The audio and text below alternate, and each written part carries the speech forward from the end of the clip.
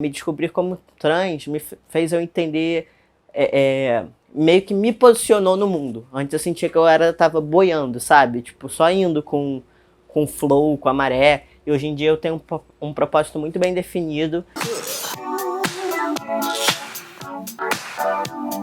Oi, aqui é o Gabi, tá começando mais um vídeo aqui na 20 e poucos, onde eu te explico algumas coisas sobre essa nossa sociedade.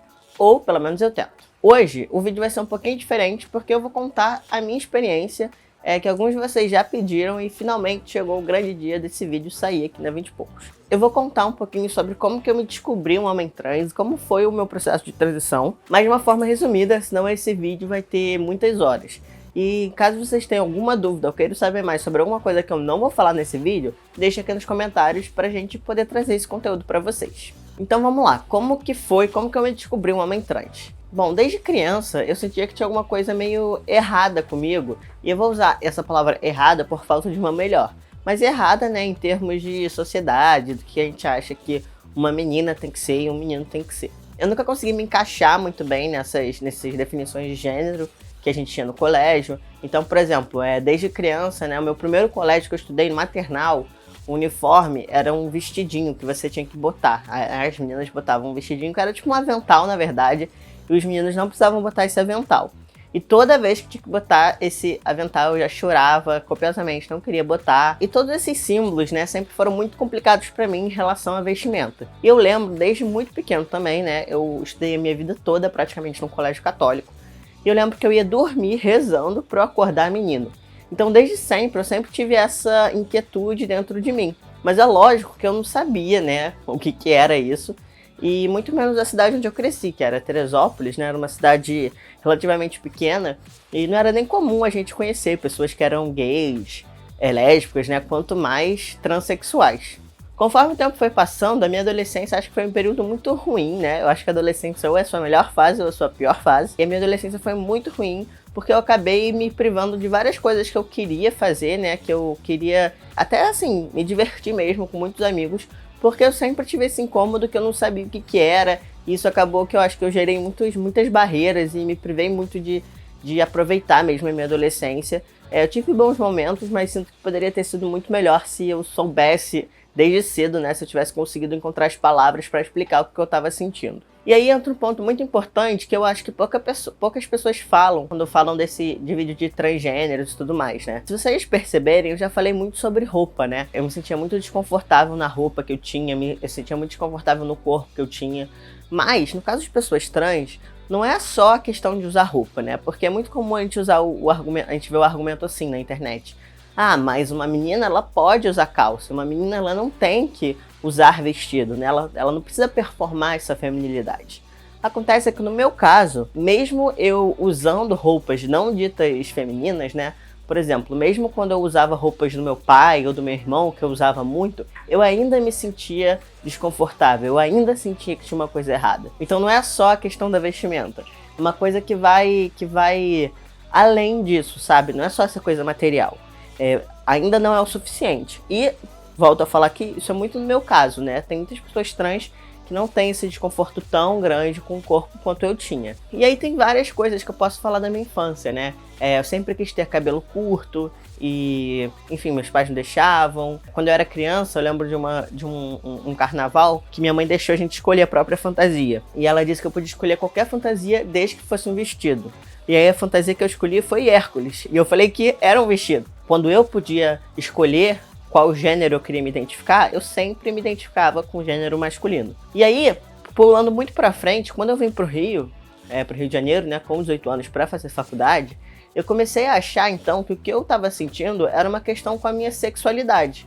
Então eu achava que, eu devo ser lésbica, porque isso aqui deve estar errado comigo, né? Porque na época, de novo, a questão da transexualidade nem era uma palavra no meu vocabulário. E aí, depois de muito também pensar, conversar e tudo mais, eu vi que eu realmente gostava de meninas, mas não era porque eu era lésbica, né? Eu nunca consegui também me identificar com essa palavra, nunca me senti ainda representado, ainda sentia que tinha alguma coisa faltando. E aí, um belo dia, eu tava em casa vendo o YouTube, né? Porque quando eu comecei a pensar sobre ser lésbica e tudo mais, eu comecei a consumir muito conteúdo LGBT, LGB na verdade, né? Ter era pouco, mas assim, muito conteúdo no YouTube, na internet em geral. E um dia, por acaso, eu me deparei com um vídeo de um canadense que era como me descobrir homem trans. E nessa época ainda não tinha Tammy Gretchen, não tinha todos esses canais que a gente vê hoje de homens trans, né? Especialmente brasileiro. Era uma coisa assim muito inicial. E aí eu lembro que tudo que ele falava se encaixava exatamente com tudo que eu sentia, com toda a minha infância. Era tudo aquilo. E quando eu terminei de ver esse vídeo, eu pensei, caraca, é isso que eu sou. Eu tinha certeza que era aquilo. Só que eu pensei, na época eu tinha 18, 19 anos, mais ou menos, talvez 20 já. Mas tipo, eu pensei, cara, não tem como. Porque se eu fosse um homem trans, eu ia ter que mudar muita coisa, sabe? Eu ia ter que começar a tomar hormônio, eu ia ter que mudar todos os meus documentos. Como é que eu ia falar pra todo mundo? Eu achei que isso ia uma coisa... Sabe aquelas coisas que a gente vê em novela, em filme e tudo mais? A gente fala, ah não, isso nunca vai acontecer comigo. Tipo, era bem isso, sabe? Eu nunca achei que fosse dar pra... Sei lá, que eu fosse passar por esse processo todo. E aí eu meio que fui empurrando esse assunto para baixo do tapete. E acho que inconscientemente também eu comecei a transicionar de uma certa forma. Porque eu comecei a usar roupas cada vez mais masculinas, eu fui cortando meu cabelo mais curto, isso assim, durante anos, né? Até que chegou um ponto que eu acho que foi muito importante pra mim, 2 momentos na verdade.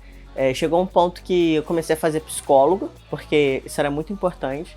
E a minha expectativa era que eu chegasse no psicólogo e ele me avaliasse, me falasse, ah não, você é um homem trans. Isso não acontece, nenhum psicólogo faz isso. Ele não te fala o que você é e o que você não é.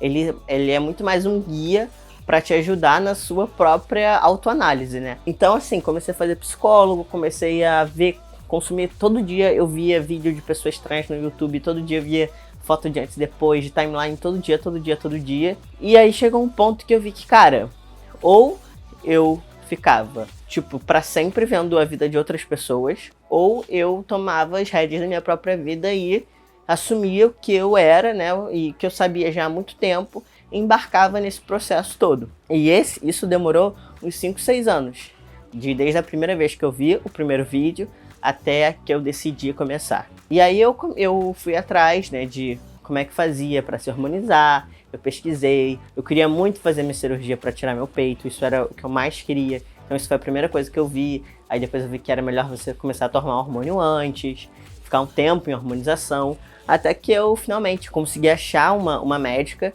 que era meio que especialista nisso. E aí eu fui, marquei a primeira consulta, fiz todos os exames, conversei com ela, expliquei que eu já fazia psicóloga. E aí eu finalmente, né, depois de muito tempo, comecei de fato a tomar o hormônio. E essa é uma história bem resumida de como tudo isso aconteceu. Eu tomo hormônio desde 2017, então esse ano eu fiz 3 anos, né, de hormonoterapia. E os resultados são esses que vocês veem, né? A barba tá vindo já, ó, tá ficando mais forte, né? Nesse último ano. Em 2018, com 1 ano de hormonioterapia, né? Eu fiz a cirurgia para remoção das mamas, né? A mamoplastia ou mastectomia, cada um chama de um jeito. E desde que eu me entendi como homem trans, assim, com certeza mudou muito tudo na minha vida. Porque eu passei a parar de fingir muita coisa, isso me abriu muitas portas, porque eu consegui derrubar várias barreiras que eu tinha dentro de mim em diversos âmbitos, tanto de relacionamento, tanto de amizade, de como eu aproveito hoje as coisas, eu aproveito muito mais como eu aproveito antes, sabe? Como eu pego toda a oportunidade e vou atrás. Pode não parecer, mas eu era uma pessoa muito tímida. E hoje em dia eu não sou tímido at all, sabe? Muito por causa disso. E realmente, assim, me descobrir como trans me fez eu entender... meio que me posicionou no mundo. Antes eu sentia que eu tava boiando, sabe? Tipo, só indo com o flow, com a maré. E hoje em dia eu tenho um propósito muito bem definido. Eu sei exatamente quem eu sou. Eu sei como cada parte de mim chegou, né? Onde chegou. E, assim, com certeza foi a melhor coisa que aconteceu na minha vida. Algumas pessoas perguntam, e se você pudesse escolher nascer cis, né? Você nasceria cis? E eu não nasceria cis, porque eu acho que se eu vim nesse mundo como homem trans é porque eu com certeza tenho alguma coisa pra deixar. E eu acho também, assim, muito do que eu sou hoje foi porque eu tive também uma vivência feminina e porque eu tenho uma vivência trans. E eu acho que isso vale muito mais do que se eu tivesse nascido cis com todos os privilégios já dados pra mim, né? É claro que eu tenho privilégios hoje mais diferentes de privilégios cis. E foi basicamente isso, né? Eu queria contar mais um pouquinho. Falei que era um resumo, mas caso vocês tenham qualquer pergunta sobre a transição e tal, deixa aqui nos comentários que eu vou responder vocês. Se vocês quiserem mais vídeos sobre isso, me falem. E espero que vocês tenham gostado de ouvir um pouco mais sobre a minha história. Se vocês quiserem ver fotos de antes e depois, também é só ir lá no meu perfil, que eu também conto um pouquinho sobre tudo que aconteceu. E continue acompanhando a gente aqui na 20 e poucos. Compartilhe esse vídeo com quem já sabe sobre pessoas trans e compartilhe esse vídeo com quem não conhece nada sobre pessoas trans, porque espero que aos poucos a gente possa mudar sobre esse estereótipo tão ruim que a gente tem sobre pessoas trans. Aqui é o Gabi e até o próximo vídeo. Tchau!